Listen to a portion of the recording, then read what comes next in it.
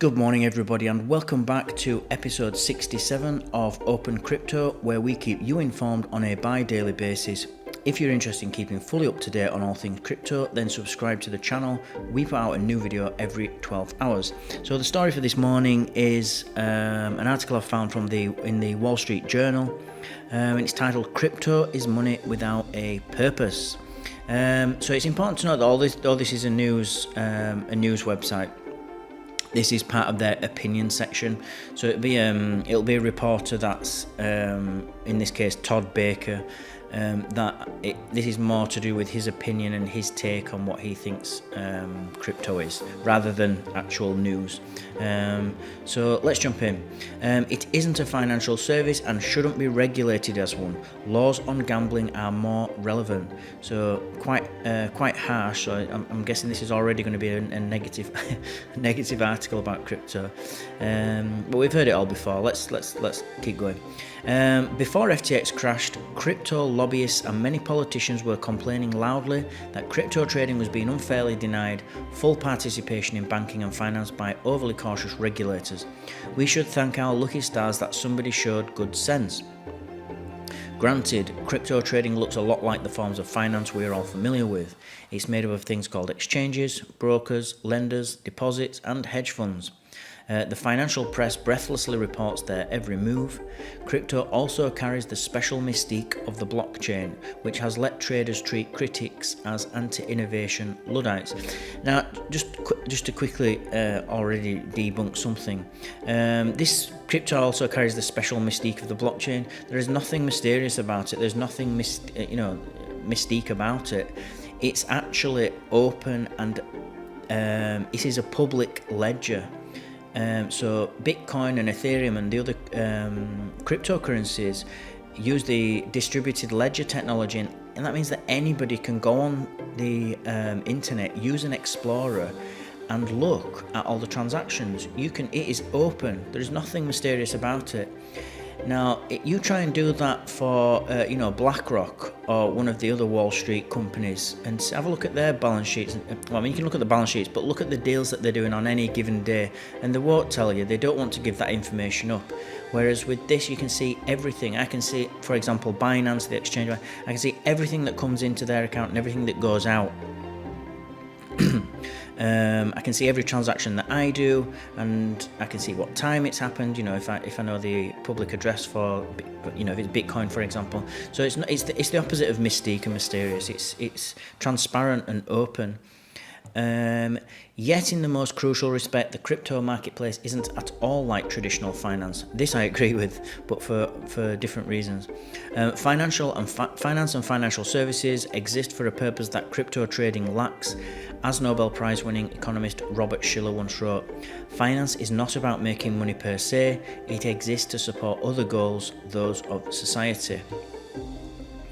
Finance helps businesses, people and governments raise, save, transmit and deploy money for socially and economically useful ends. Banks allow savings to be pooled and turned into loans for fruit orchards, solar farms, automobiles, small businesses and houses. The securities market supports the needs of larger businesses and the government in raising capital and helps make the banking process more efficient by distributing risk broadly. Insurance and derivatives markets help manage risk. Participants in finance seek to maximise profit, of course, but in the context of a larger social and economic purpose. Contrast that with the purposelessness of the crypto trading system. Crypto trading is a game that uses finance as its subject matter. It emulates finance the same way the board games Risk and Monopoly emulate war and real estate investing. But it is a fiendishly complex and dangerous game, born in the age of big data. The finance that crypto gambling emulates is the type that society wants less of. Highly leveraged and opaque, it uses all the weapons of modern financial engineering and all the tricks of trading culture to boost returns. It's the kind of finance that creates crises. Another thing that this guy is obviously not getting is that it's not about finance. Crypto is not about finance in just the way that he's arguing that the traditional finance world isn't there for making money. It's actually there to serve and use as a tool for businesses to transact value, and that's what crypto is. That's what Bitcoin is. It's a way of transacting value. what you put on that value, if it's a dollar value, that goes up and down every day. It's really the technology is the first kind of technology to be able to transfer value over the internet, whether that's 1 Bitcoin, 0.1 Bitcoin, 3 Ethereum, 3 ETH. It don't really matter. It's because that the making money side of it that he's arguing is that betting on whether the price is going to go up or down, and that's not what crypto is about. Crypto is about the technology and useful. And so when you transact value, and you can transact value without government getting in the way, without a middleman, it makes it extremely cheap. It makes it very fast, because I can do a transaction from me to another guy. I don't need a bank. He doesn't need a bank. So we don't need to pay anybody. There's no fees except the network fee, which is very low. So I think this guy just doesn't get it. He hasn't done enough research. Crypto trading is also gambling.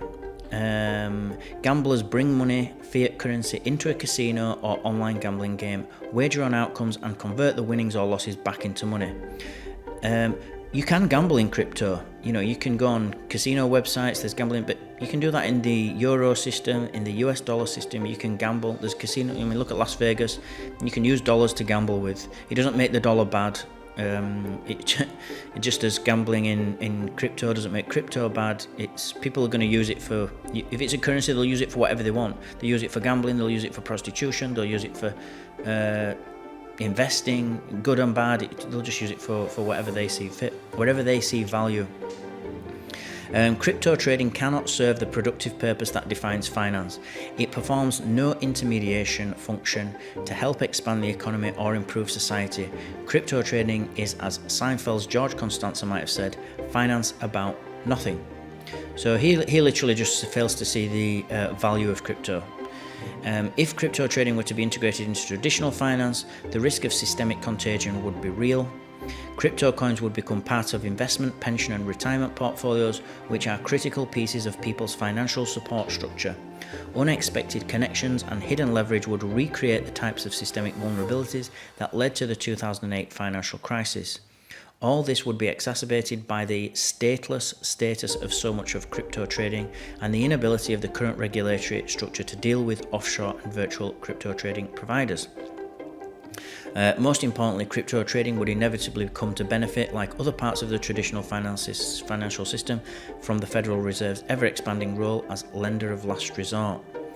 And again, that's not actually true, because just because SBF and FTX blew up, Voyager, Celsius, all these blew up because they were over leveraged. It don't mean to say that other lending protocols behave like that. There are many protocols, especially on-chain ones, that require you to deposit capital in order to get a loan against that capital. In other words, collateral. So if you don't pay the loan back, you get the money. The money gets taken from you. So there is no risk as far as the bank's concerned. They're going to get back it. Either you pay them back plus the interest, or they keep your initial deposit. So they can't lose. You can lose if you don't pay the money back. So they won't need a bailout in crypto. This will probably slow. And remember that the FTX and the exchanges that he's talking about that need bailouts, these are the ones that are centralized. Crypto is about being decentralized and having exchanges that do not use a centralized company in the regular world. They were trying to get everything decentralized so that there won't be a bailout. It won't need it. You can have collateralized loans. We just don't need it. So this will probably slow or even reverse growth in crypto trading. Given the many downsides of gambling, this is a good thing. No crossover means no crossover. While individuals should be allowed to play in both areas, institutions must choose to be all in with either traditional finance or crypto trading. We cannot have distressed crypto trading firms or enablers causing real-world crises by liquidating assets held in banks and brokerages to cover losses. Nor can we have affiliated entities operating on both sides of the divide, as there is a long history suggesting that risks cannot be effectively segregated in commonly controlled enterprises. When you have a hammer, everything looks like a nail.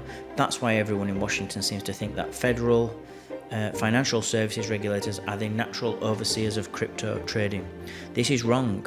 Crypto trading should be regulated for what it is, a form of gambling that emulates finance. and not what its advocates tell you it is.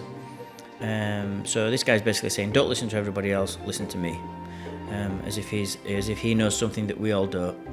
That means the separated crypto trading system should be excluded from financial services regulation by the SEC, the CFTC, banking agencies, and the CFPB. Consumers will not go unprotected. State laws specifically regulating crypto activities, such as New York's BitLicense law, will still apply, as will state fraud and consumer protection laws. The Federal Trade Commission's jurisdiction over any unfair and deceptive advertising or other practices crypto traders and their enablers engage in won't be affected. Where these laws prove inadequate, state legislatures and Congress can add targeted consumer protections specific to crypto trading. Expanding the reach of state gambling laws to cover crypto trading is also a possibility. It's not a possibility because it's not gambling. It's just not gambling. So I know people like to draw a parallel between leverage trading and gambling, and there can be an argument for that, but leverage trading is not exclusive to crypto. It exists in the legacy financial world as well. In fact, it existed there first, and it's been there since for over 100 years on the stock market, on the American stock market anyway. So it's nothing new, that, and so now you can just do it in crypto. It's just another thing that they're doing in crypto because you can do it in the regular financial world. Crypto didn't come up with the idea of leverage trading. It was already well established before that.